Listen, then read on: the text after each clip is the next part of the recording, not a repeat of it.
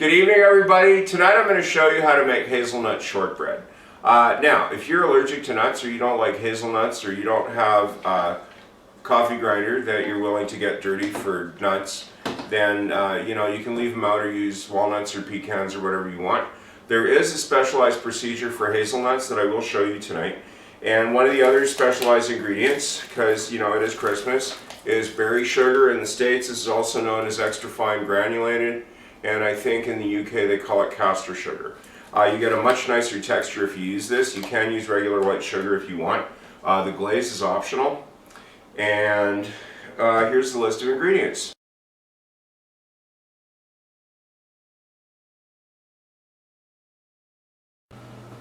Now, hazelnuts, also known as filberts, are really good. One of the reasons you may not see them in a lot of recipes is because they are a lot of work. Now, if you look at a raw hazelnut, you'll notice the skin does not come off like a peanut, and they're also raw. So you do have to toast them or roast them or whatever you want to call it. Now, it's pretty easy. You just get like an oven-proof pan.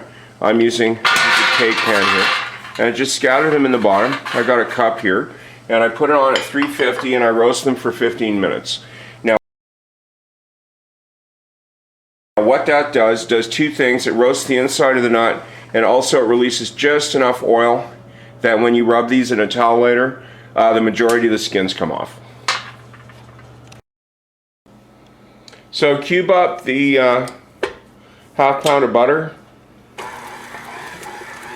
and cream that. When that's partially creamed, add the extract. And of course, as usual, I'm using my own homemade vanilla.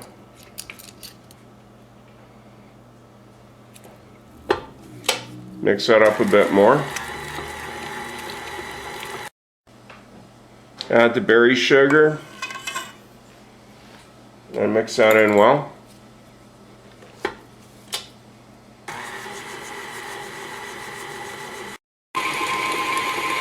So once that's all creamed in, just turn that off and leave it on the side. Just get the flour measured in a bowl while you're waiting for the hazelnuts to come out of the oven. Now, hazelnuts have just come out of the oven. I'll give you a bit of a zoom here. They're looking quite dark, but they're not burnt. As you'll notice, a lot of the skins are cracked, which is what you want. So get a clean towel. Any kind of towel will do, small hand towel, preferably terry cloth, okay? Terry cloth rubs the skins off much better because of the texture. So what you want to do is either just grab the pan and just put the whole thing in at once. Now, the sooner you do this, the better result you're going to get, alright? If you've got really sensitive hands, you may want to use oven gloves or a silicone glove because it can get pretty warm. What you do is you just grab the nuts in the towel, and you can hear that. And what you do is you basically just start rubbing them in a circular motion, holding the towel fairly tight to get good friction on the inside. I think you can hear that. That's getting pretty hot. Now, this towel is going to need a really good wash after, because basically the skin of the hazelnuts will powder and coat the whole inside of the towel. You can nearly see it coming through here.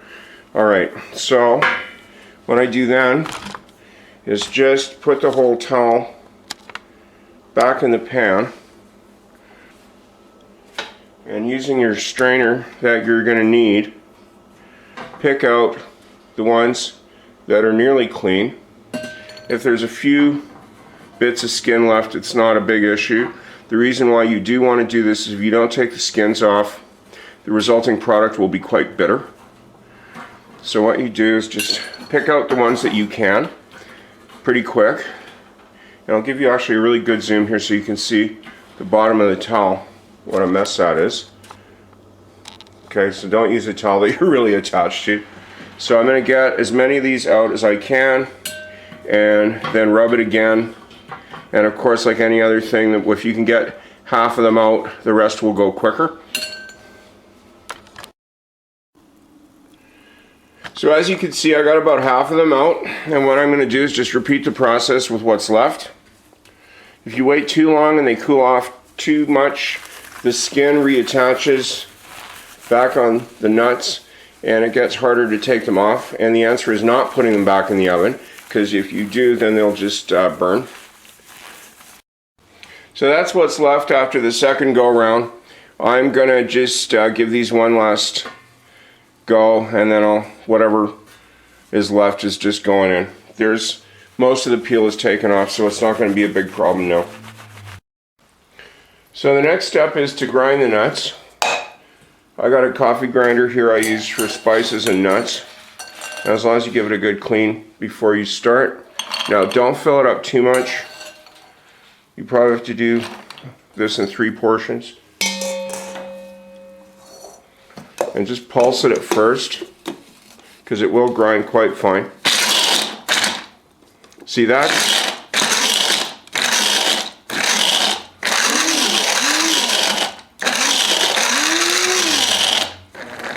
See that sound? That sound is a nut stuck under the wheel, and you don't want to push it, or you can bust your nut grinder. So just get a small bowl and turn that out, and sure enough, there's one stuck underneath. So if you work it by hand, you should be able to get it out. Just careful you don't cut yourself. So I got the stuck piece out, and now what I'm using the strainer for is I just pour the mixture over the strainer, okay, and the ones that are sufficiently ground go into the flour, and the rest go back in the grinder. So I'll just grind these up quick, and then add a few more and just keep going till they're all ground up. So once all the nuts are ground up, just stir that in using the strainer. Get that all mixed in before you add the butter mixture. Now everybody makes their own shortbread in a different way. I'm just going to show you what I think is the most efficient way to do it. So get your creamed butter, dump that in, and make sure you wash your hands right before and rinse them really well, because you don't want the smell and taste of whatever kind of dish soap or hand soap you're using to get into your shortbread. Now if you're used to using the pastry cutter, go ahead. I'm just showing you the way I do it. So the first thing to do is pick up flour and kind of like coat the ball of butter with the flour. Once you've done that, loosely start grabbing it and letting it go to break it up into pieces. Now when the pieces start getting smaller, then you start rubbing it between your fingers until you get it to the texture basically of wet sand or damp sand.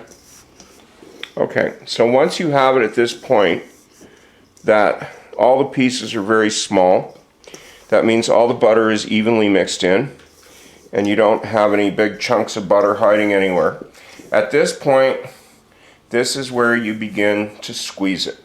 Now, you can see that one squeeze did that, but when I just touch it with my thumb, it breaks up again. Sort of like sandcastles. Now the reason they call it shortbread, because it's the idea of something being short means it breaks apart really easily. But what you have to do is you have to work this enough to get it to just melt enough that you can form it into 2 logs, which you're then going to chill in the fridge for at least 2 hours, preferably overnight. I always do mine overnight if I can.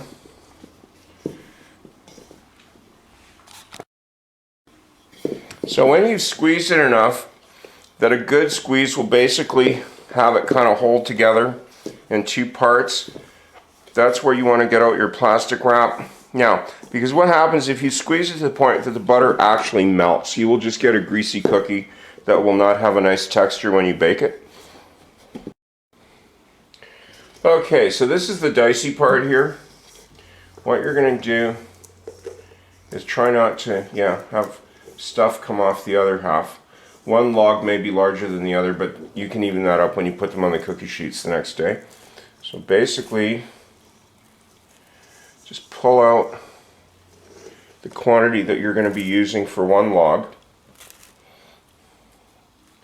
and try to keep it on the plastic wrap.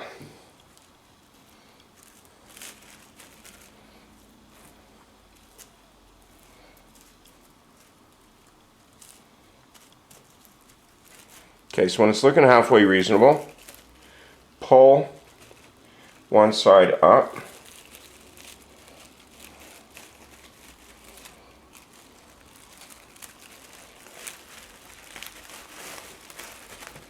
Get everything all together as much as you can, and then fold one side over.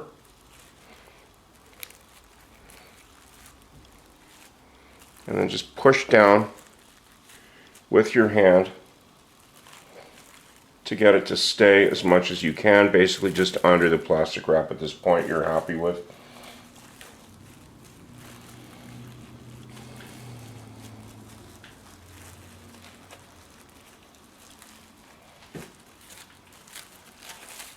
Okay, so once that's good, then take the other half, fold that over, make sure that it's not going to fall out of your ends. So squeeze that down a little. Do that on both ends.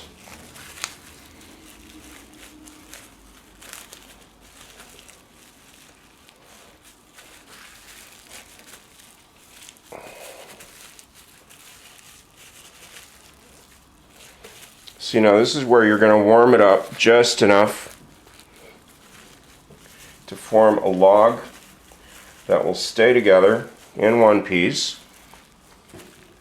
So just take it and turn it over. Just keep pressing down on it after you turn a few times till it stays put. So there's one done. I'll just give you a quick zoom in here so you can see. If you've done this correctly, you can actually unwrap it briefly if you want to look at it, and you can see the texture there. There are a couple of cracks in it where two big pieces just having a hard time joining together. This should mend overnight in the fridge. So then just cover that back up so you can see that cracking right there. But don't worry, just push it back together. Roll this back up.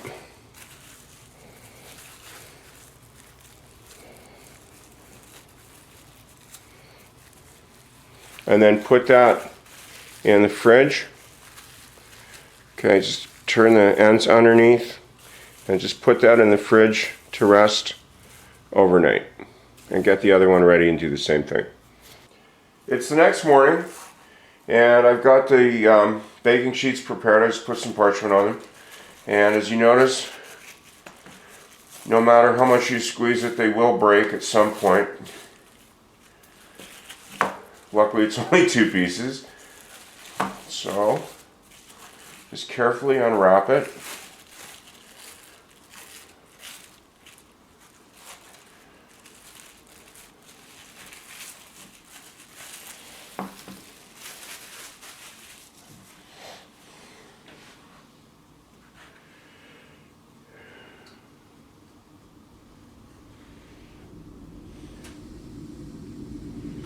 And carefully start to slice the cookies. Now the end pieces I generally save for tasting, plus also the breaks. It's up to you if you want to serve those or not. Now, this is where we really get down to personal preference, and I'll give you a zoom here. Depending on how thick you slice the dough will depend on how long you cook them for. And this you should check every 5 minutes once you've reached the minimum. Now, if you want really thick shortbread, I would go about there, about half an inch or so, a little over that. And if you want, regular sized ones, I would do a little over 1/4 of an inch or so. And be very careful how you slice these. I've got a sharp knife here, and I'm going to take the care to just kind of wiggle it down so the slices do not break. Okay, so there's one cookie. And just gently lay that on the baking sheet and just keep going like that. Now, it will get easier as they warm up a bit, but you don't want them to warm up too much, because if they do, if there's any fractures in here, then they can just split. So try to do this steadily but quite quickly if you can. So there's the first roll done. Now these don't spread around too much, but I did move them around a bit just to make sure that they don't spread into each other. So there's both cut up, and I had to put a couple on this one. And as you can see, there are some crumbs that splintered off, but they won't go back on the cookies, so I guess you'll just either have to eat these or throw them out.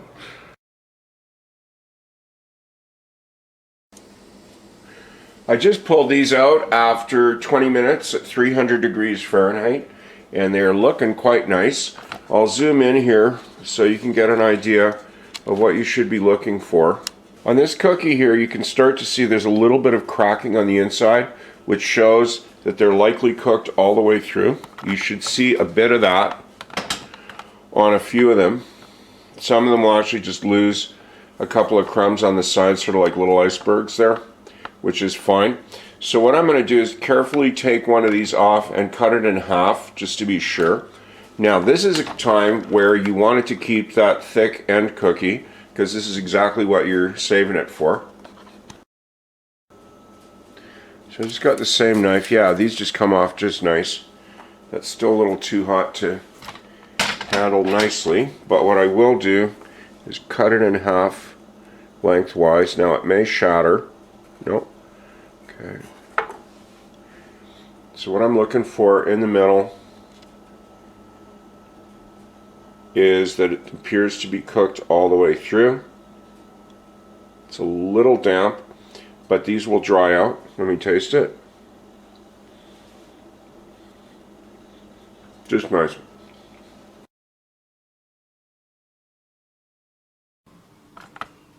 I just took them out. It's been a total of half an hour.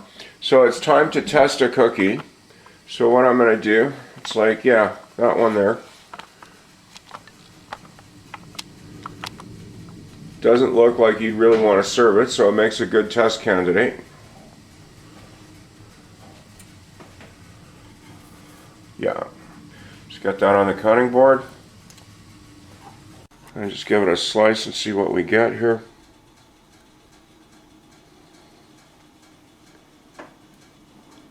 Yep.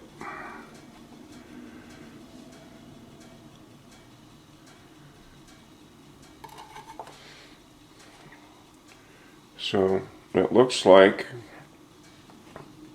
it's cooked.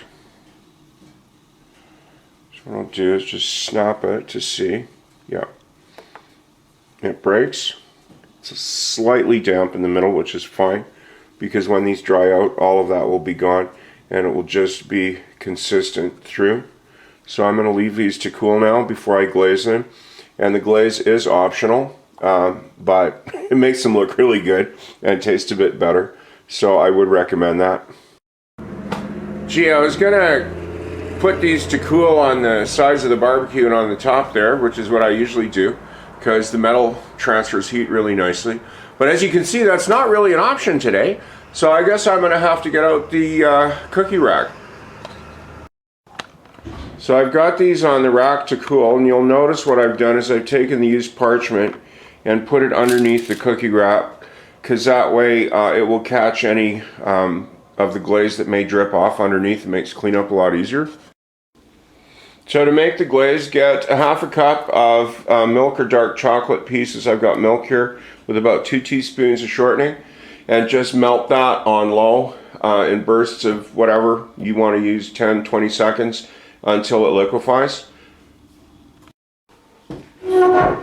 So once that liquefies, get a sandwich bag and a big spoon, and you can either spoon it in, which I find is safer than pouring it in. You should go pretty quick though.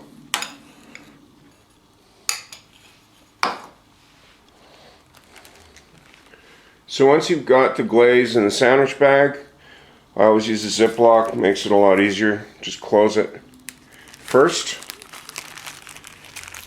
And then, move over to the rack here.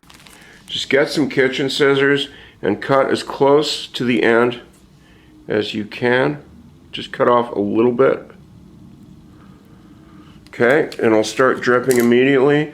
And then what you do is you just start running it over the cookies like that. And this is how they do it when you see them like that in the store. They may have a machine do it, but from the ones I've seen, it looks like a person.